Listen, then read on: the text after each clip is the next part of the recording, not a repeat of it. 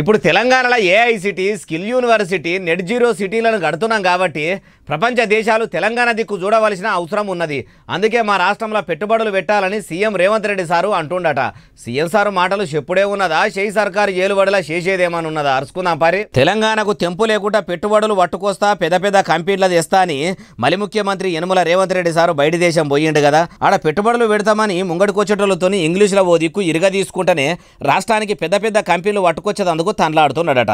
దినామో నగరానికి పోయి ఆడున్న పేరు మోసిన కంపెనీలతో మాట్లాడుతున్నాడట. పట్నాలని తిరుగుకుంటా కాలిఫోర్నియాకు పోయి ఆడున్న ఆఫీసర్లతోని రౌండ్ టేబుల్ సమావేశం పెట్టిండట. మా తెలంగాణ ఇప్పుడు 6 పువ్వులు 12 కాయలన్నట్టు పచ్చగా తయారైంది. మీరు ఇప్పుడే పెట్టుబడులు పెట్టాలి. మీ కంపెనీలు కూడా మా రాష్ట్రంలో పెడితే 12 పువ్వులు 24 పండ్లు అన్నట్టు మీకు కూడా లాభాలు ఉంటాయి. మా తెలంగాణలో కొత్త ఏఐసిటీ, సిల్క్ యూనివర్సిటీ, నెట్ జీరో సిటీలను కట్టినాక మీరు పెట్టుబడులు పెడదామన్నా అప్పట్లో ఎట్లుంటుందో ఆలోచించుకోర్రి.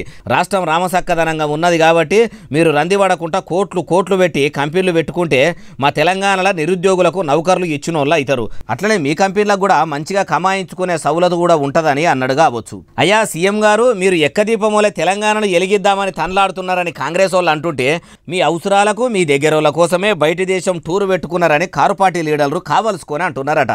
మరి మీరు పెట్టుబడులు పట్టుకొచ్చి వాళ్ళ ముఖం మీద కొట్టినట్టు చేస్తారా, లేకుంటే వాళ్ళ అన్నట్టే మీ చుట్టాలు పక్కలు దగ్గరోళ్ళకే కంపెనీలు అప్పచెప్తారా? మీరే చెప్పాలి సార్ అంటుర్రు ఈ ముచ్చటిన్నోళ్ళు.